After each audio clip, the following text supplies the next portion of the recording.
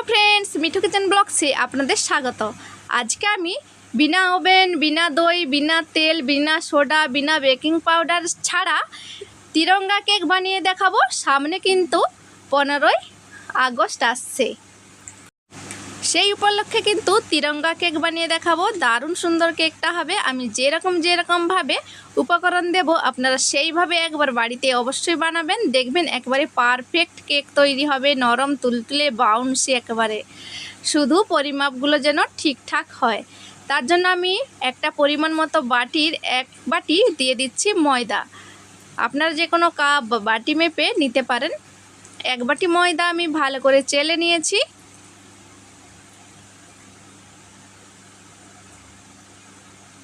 সাথে দিয়ে দিচ্ছি দুধ প্যাকেট 10 টাকা দামের গুঁড়ো দুধ। ময়দার সাথেই মিশিয়ে নিচ্ছি। এই গুঁড়ো দুধটা দিলে কিন্তু এর টেস্ট কিন্তু 100 গুণ বেড়ে যাবে।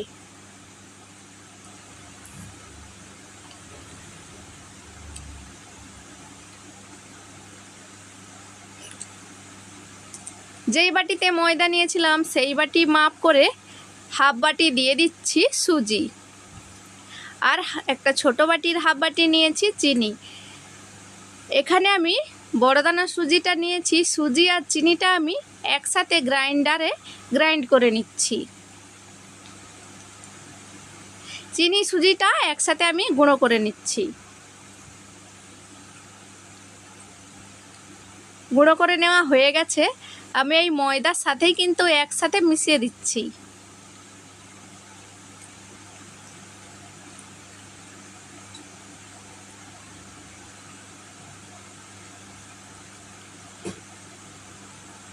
দিয়ে দিচ্ছি 1 চিমটে চিনি।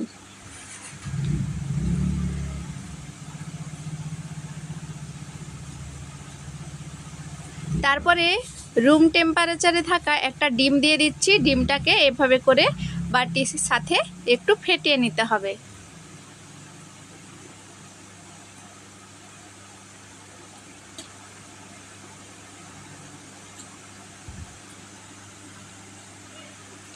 এই ডিমের সাথেই দিয়ে দিচ্ছি ভ্যানিলা এসেন্স, আধা চামচ দিয়ে দিয়েছি। দিয়ে ভালো করে ডিমের সাথে মিশিয়ে নিচ্ছি।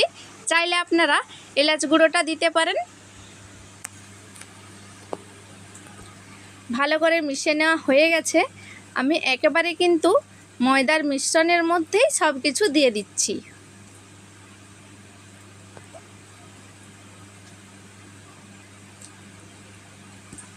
যেই বাটিতে ময়দা নিয়েছিলাম সেই বাটিরই হাফ বাটি কিন্তু জল দিতে হবে।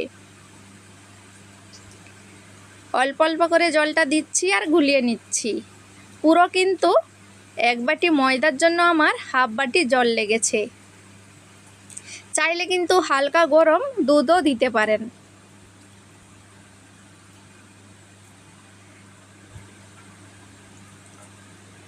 ভালো করে ঘুলে নিচ্ছি প্রথমে চামচের সাহায্যে। বন্ধুরা, আপনারা যখন কেকটা তৈরি করবেন, যে কোনো কেক একটু বেশি করে ফেটিয়ে নেবেন, দেখবেন কেকটা খুবই স্পঞ্জি নরম তুলতুলে তৈরি হবে। আমি এইভাবে করে চামচের সাহায্যে প্রথমে খুব ভালো করে ফেটিয়ে নেব। একবারে 15 থেকে 20 মিনিট খুব ভালো করে ফেটিয়ে নিয়েছি, যাতে কেকটা খুবই বাউন্সি নরম তুলতুলে স্পঞ্জ হয়।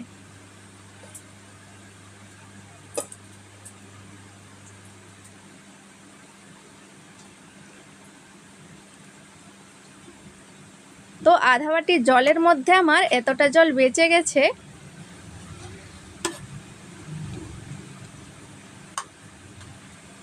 আর কিন্তু আমি কোনো রকম জল দেব না। আমি এই হ্যান্ড বিটারের সাহায্যে একটু ভালো করে ব্যাটারটাকে এভাবে করে একটু ব্লেন্ডার করে দিচ্ছি। তারপরে যেই কেক টিনের মধ্যে কেকটা বেক করতে দেব, তার মধ্যে একটা বাটার পেপার সাইজ করে কেটে বিছিয়ে দিয়েছি, আর একটু বাটারকে এর ওপর দিয়ে একটু ব্রাশ করে দিচ্ছি।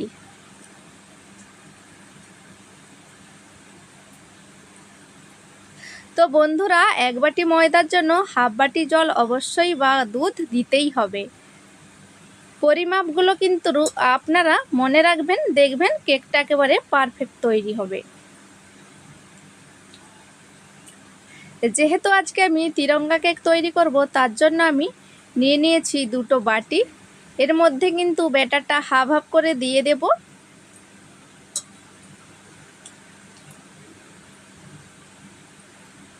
চাইলে কিন্তু আপনারা বেকিং সোডা বা বেকিং পাউডার এর মধ্যে দিয়ে দিতে পারেন, বা ইনো দিয়ে দিতে পারেন।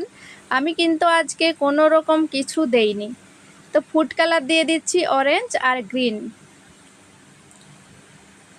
দিয়ে ভালো করে কিন্তু 1 চামচ করে বা 1 চিপি করে জল দিয়ে এভাবে করে গুলে নিতে হবে,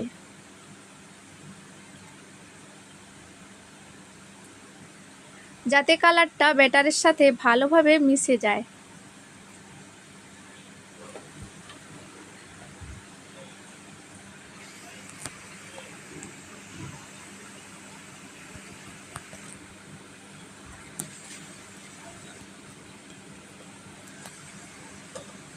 তো ভালো করে আমি দেখুন মিশিয়ে নিচ্ছি।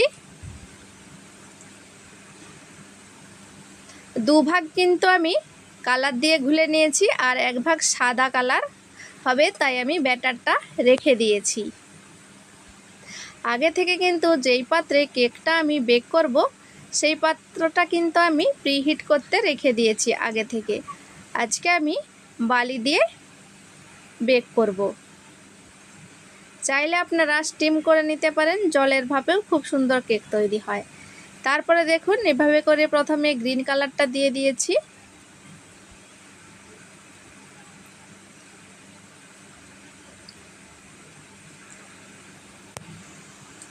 চাইলে কিন্তু আপনারা এইভাবে গ্রিন কালারটা দিয়ে একটু বেক হয়ে গেলে তারপরে অন্য কালার দিয়ে এভাবে করে তৈরি করে নিতে পারেন, কিন্তু আমি আজকে একবারেই দিয়ে দিচ্ছি। গ্রিন কালারটা দেওয়া হয়ে যাওয়ার পরে এইবার দিয়ে দেব সাদা কালার। সাদা কালারটাকে এইভাবে করে সাবধানে দিয়ে দিতে হবে, যাতে পুরোটা ভালোভাবে মিশে যায়।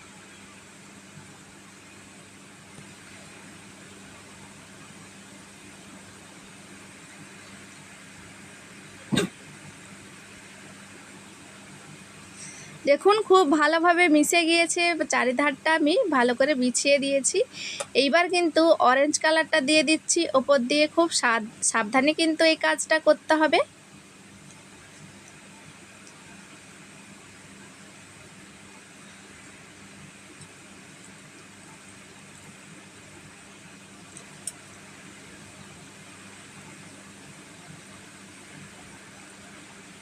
দেখুন খুব ভালোভাবে আমি রেডি করে নিয়েছি। তারপরে সেই পাত্রে নুনটা গরম হয়ে গেছে, তার উপরে একটা পাত্র বসিয়ে দিয়েছি।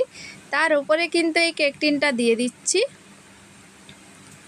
দিয়ে আমি ঢাকা দিয়ে পুরো 25 থেকে 30 মিনিট বেক করে নেব। বেক করে নেওয়ার পরে হালকা কিন্তু এখনও গরম আছে, পুরোপুরি এখনও ঠান্ডা হয়নি।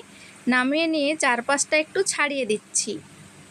তো বন্ধুরা, আপনারা নিশ্চয়ই দেখতে পাচ্ছেন খুব সহজে কিন্তু আজকে তিরঙ্গা কেক তৈরি করে নিয়েছি। তো বন্ধুরা, এই রেসিপিটি দেখে আপনাদের কেমন লাগলো কমেন্টে জানাতে অবশ্যই ভুলবেন না। ভালো লাগলে একটা লাইক করে দেবেন, আর আমি যেভাবে উপকরণ দিয়ে বানিয়েছি আপনারা সেইভাবে কিন্তু কেকটা বাড়িতে বানাবেন। একেবারে কিন্তু পারফেক্ট কেক তৈরি হবে, আর বানালে আমাকে কমেন্টে জানাতে ভুলবেন না। তো কেকটা আমি বের করে নিয়েছি, খুবই নরম তুলতুলে স্পঞ্জি হয়েছে। বাটার পেপারটা ছাড়িয়ে আমি কেটে কেটে পিস পিস করে নিচ্ছি।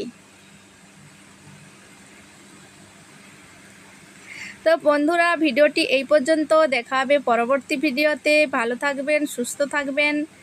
আবার ফিরে আসবো নতুন কোনো রেসিপি নিয়ে। সঙ্গে থাকুন, সুস্থ থাকুন।